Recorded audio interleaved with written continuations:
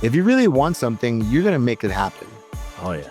You're going to figure it out. And for me, figuring it out, it meant that I would get up early and do newspaper delivery for the Baltimore Sun, teach kids classes to cover my membership. Then I go to the restaurant and work at the bar shift until that night, and then get up early and go back to do it again. I'll work hard for like 3 days, and then the 4 days I can just train. If you really want something, you'll figure it out.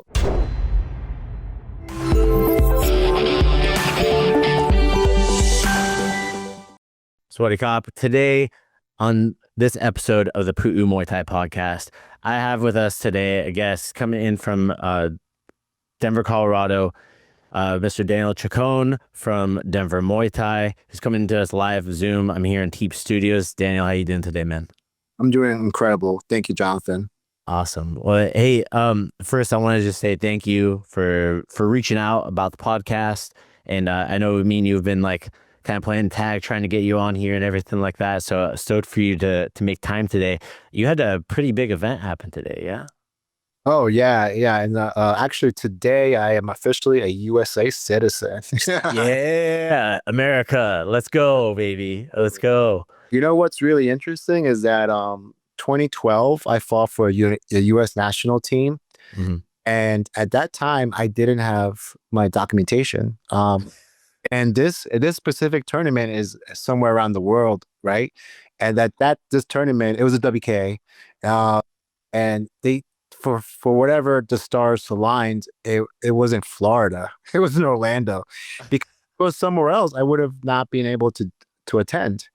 And so all these small things are hilarious to me now when I'm looking back. But now I'm officially American, and I can continue to make the impact and growth for others.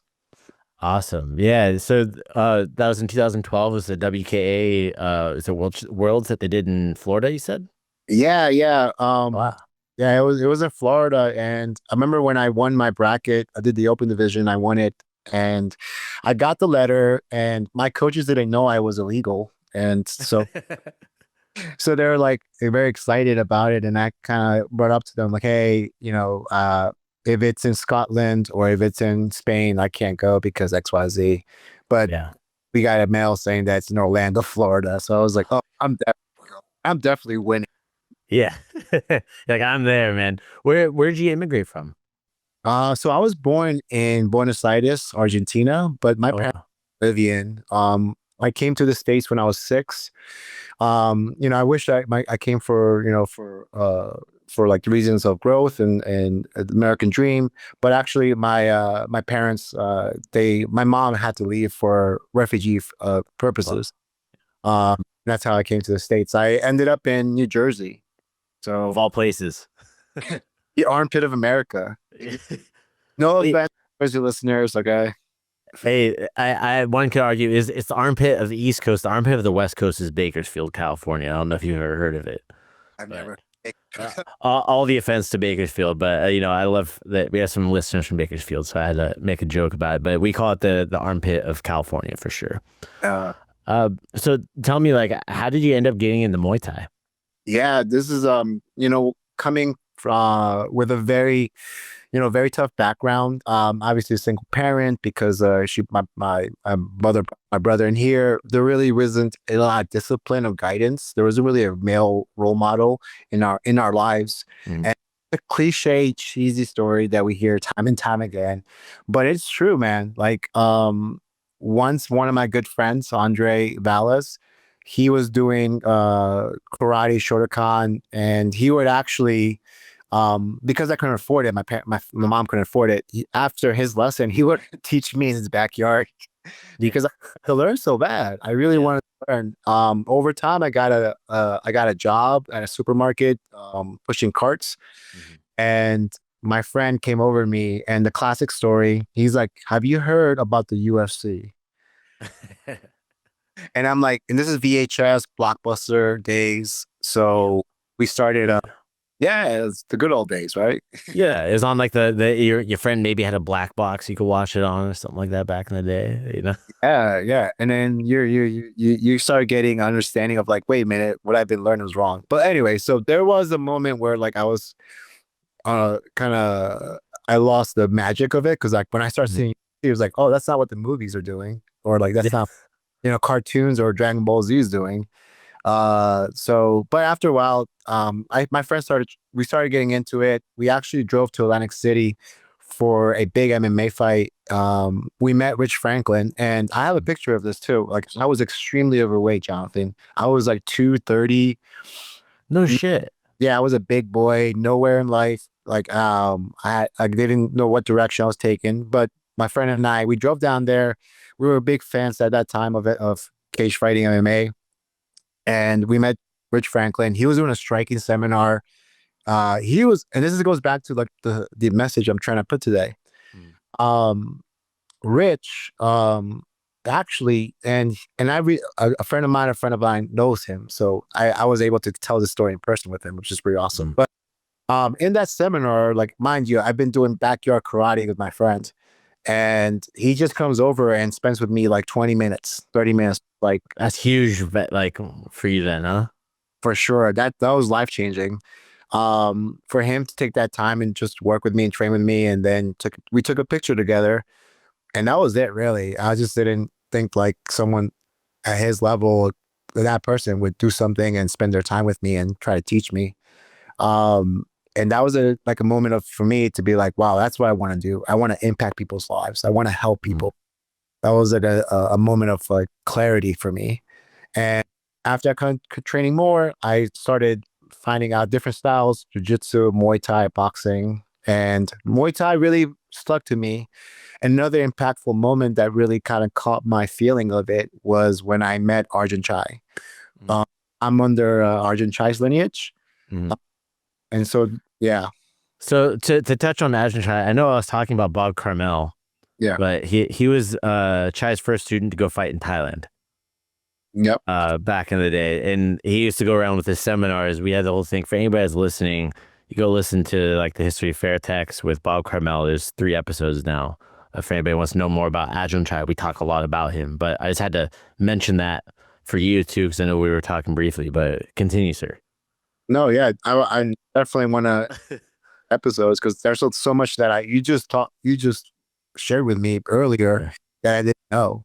Yeah, it's crazy. I love it. I love going back in the past. I feel like there's so much gold there, and there's so much wisdom in the back. And so I spend a little bit of time anytime I spend time with Rick, TBAs or in LA.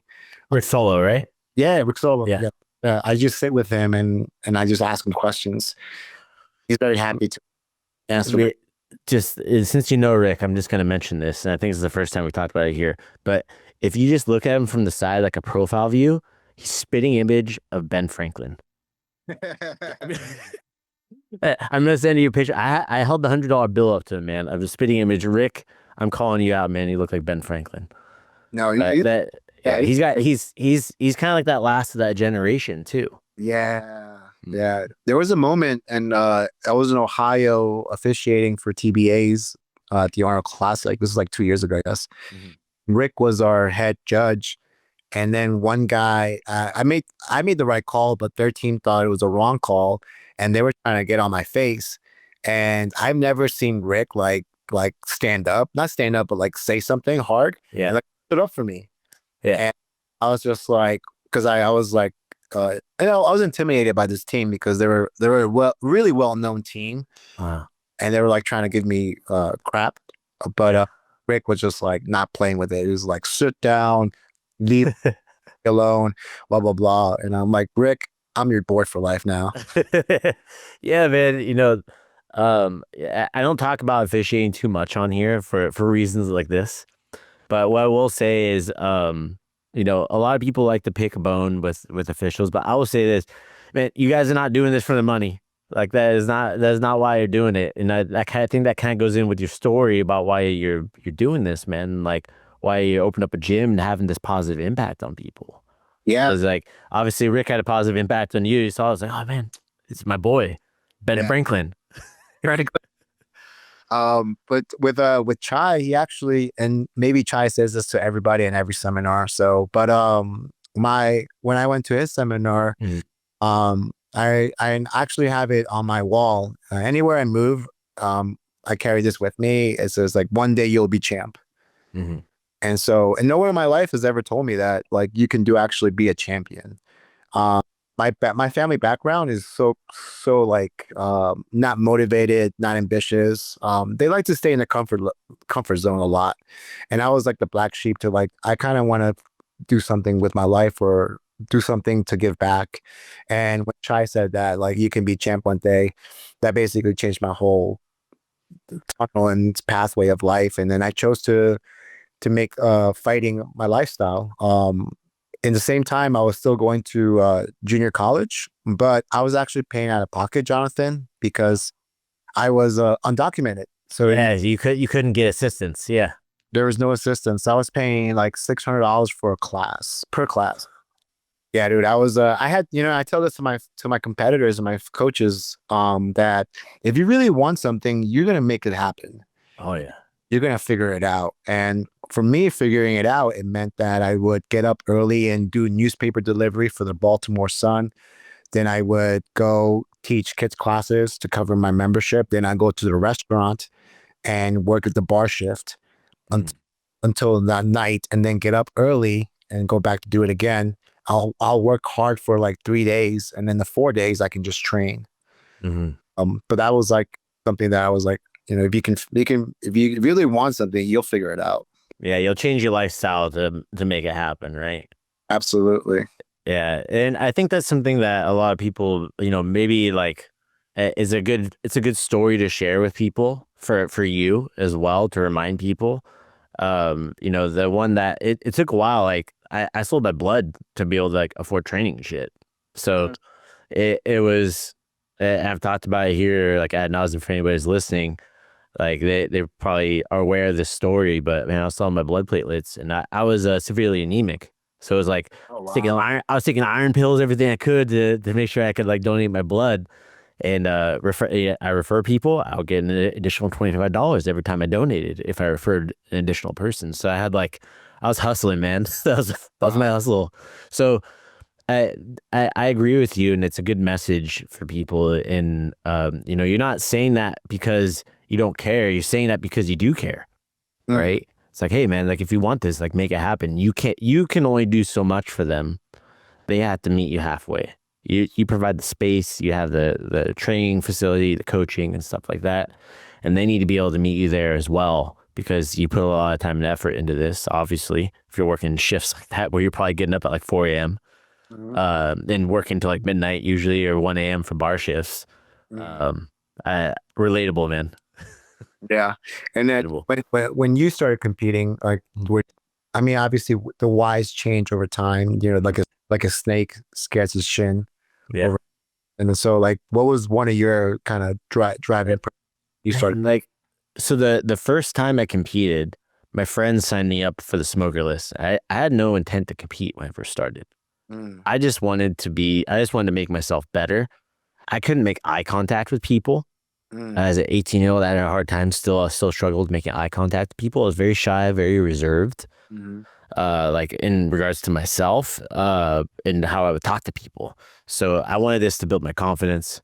I wanted a direction, and I knew I always wanted to do martial arts. I turned 18, I signed up, right? So I started with that. Then I did the first smoker, and I was like, oh, I was terrible. I want to get better at this, right? I want to do better next time and actually know what the fuck I'm doing, right? Because the big thing is like, anybody can attest this, like your first time, it's kind of like, it's kind of like, luck of the draw, depending on who your coach was and how you are as a person too, and how you perform. And so that first one was just my friend signed me up on it, and I was like, all right, let's do it.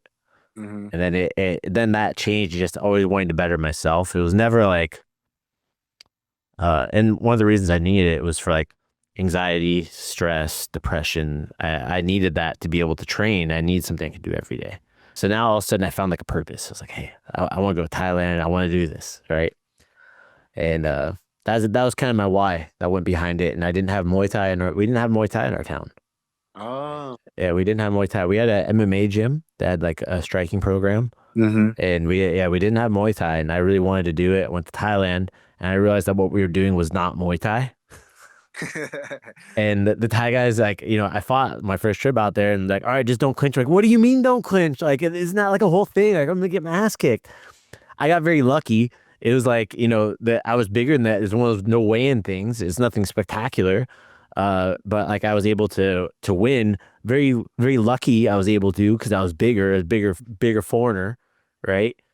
And Up north, south, or no, that was in Pattaya, man. oh, It was in Pattaya, man. So because we were there, it was Pattaya Combat Group. There's a guy named Christian Dahio, rest in peace. He actually passed away a couple years ago in the ring. He has a couple fighters that are on the circuit now that are still around that were actually there at that time. So it's funny, like I see them blowing up on the scene now, and they were kids back then. So how many times have you been to Thailand? Man, I don't even know. A lot. Yeah, a lot, man. What about yourself? Actually, this also ties into the whole being an American citizen because, yeah, Go. here we go, and inspiring others. Because actually, if I left the country, I could not come back. Yeah, Obviously. that's right. And well, I had the opportunity to apply for DACA, which the Obama administration had this defer action Dreamers. for the arrivals. Dreamers. Yes. Correct. I was a dreamer.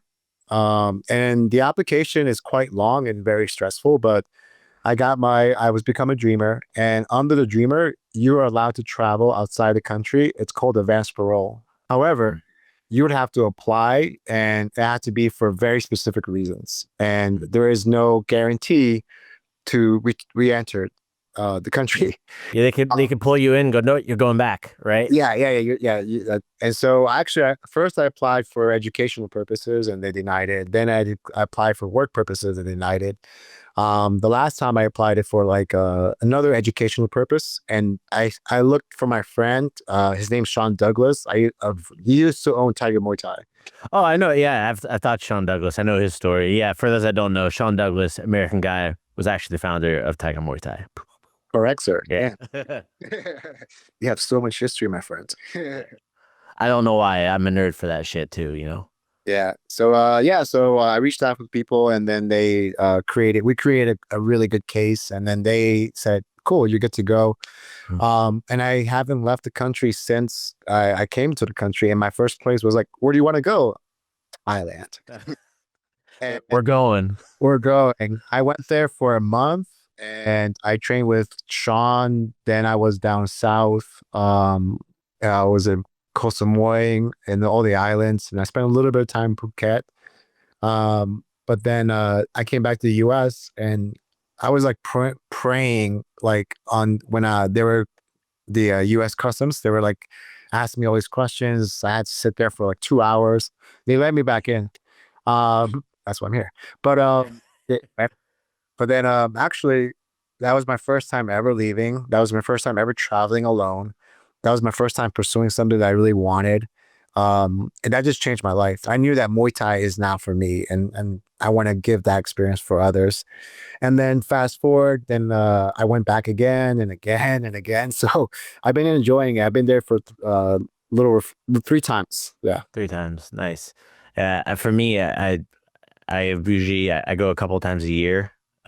Outside of COVID, I was going for once a year after that first time I went, and then like I had a break COVID, and like before COVID I was there for like 3 months. 2019, I think I was there for like 3-4 months. I remember that. I was seeing you. Yeah. So for me, it's like I always like coming and going. I'm very transient. Muay Thai is a transient sport, so it's great that you're able to get that experience, and kind of going back onto your story a bit, man. Like I bet you that really ignited a flame under your ass too. Like we talked about like, hey, you can feel a little bit down. It's normal in life. And then that locality, like you're saying, it was Frank Mir, correct? Yeah. Yeah, Frank Mir, spending that 20 minutes. Rich Franklin. Sorry. Rich Franklin. My apologies. Rich Franklin, don't beat my ass. Okay. Rich Franklin gave you that time to be able to, spend 20 minutes with you. And that was the catalyst for you. It was a timeline shift, that made you like, hey, I need to go on a different path. Right. And I think that's, and I've been, I'm not a great competitor. I was a really great competitor. I know I was a better coach and I was a better student. And I just love martial arts. I think that's something that as I continue to grow, and it's very transient. You're all right. Muay Thai is transient. And people come in our lives. We have students in our lives, and sometimes we just, I know I'm guilty of this. We take it for granted. And we take it granted of like the positions, opportunities we provide. Really, something that also resonates to me is that I was able to duplicate that experience, what Rich Franklin did for me. Just recently, I was in Austin teaching a seminar, and this one kid from like maybe 3 hours from Austin. And Texas is a massive, Yes, big state. Yeah, the big state. So his parents drove this. He was like 15 or 16. Wow. But they heard a school's kind of putting a market out there, and he heard that I was coming, and he showed up, like 15-year-old, and he was extremely respectful. His parents didn't speak English. I spoke to them in Spanish. And I was thanking them for bringing him in. And it was a 2-day seminar. So they would stay there and train, and we would train, and then they drove back like 4 hours. Wow. And then next morning they'll drive back again. And that reminded me of like the Rich Franklin experience, because I was just spending as much time with this kid, and I gave her my Muay Thai shorts. I took a picture, and I turned to him and I was like, "Here's my phone number. Here's my favorite Thai shorts. Keep training, keep doing it." And the kid was super respectful. "Thank you, Mr. Chacon. Thank you, sir." And I'm like, cool. That's like giving it back, go full circle. Yeah. Awesome, man. That kid's gonna remember that for a long time for sure. I know you got to get going here in a bit. For those that are traveling through Denver or want to find you online, how can they find you? Yeah, we have a lot of options to get in contact. So for sure, you can Google our location, Denver Muay Thai. And if you love Muay Thai, if you love training, hanging out with cool people, I teach as well most of the classes. You can find me on Instagram on Double Kick Danny. You can find our school as Denver Muay Thai. We're on Facebook as well, and anyone's welcome. We do have different levels. We have fundamentals, intermediate, and advanced, and competition training as well. And anyone's welcome. We're a small school. We're intimate school, and we love it that way. Awesome, man. Well, I'll make sure to have all those notes down in the show notes below. For anybody that's listening, you'll be able to find that in the podcast show notes. If you're watching this on YouTube, it'll be down in the description. Make sure to go shoot them a follow, say what's up, say, "Hey, I heard you on the Pu'u Muay Thai podcast." Or if you end up at a gym, I had a couple people now that have been on here. They're like, man, they had students that came into my gym from listening to the podcast. I'm like, hell yeah, dope. So whoever's listening that you guys have been to the gyms, keep that going, because it's one of those things like, you and me were talking, it's like the community is also very small. Right. When it comes into it, it's very grassroots. Of course, it's growing a lot, and it's going to keep growing as long as you have people, sounds like you in the sport that keep pushing it and, have that positive impact on people, man. So keep doing what you're doing. Thank you very much, sir. All right. Thanks for coming in today. Thank you, sir.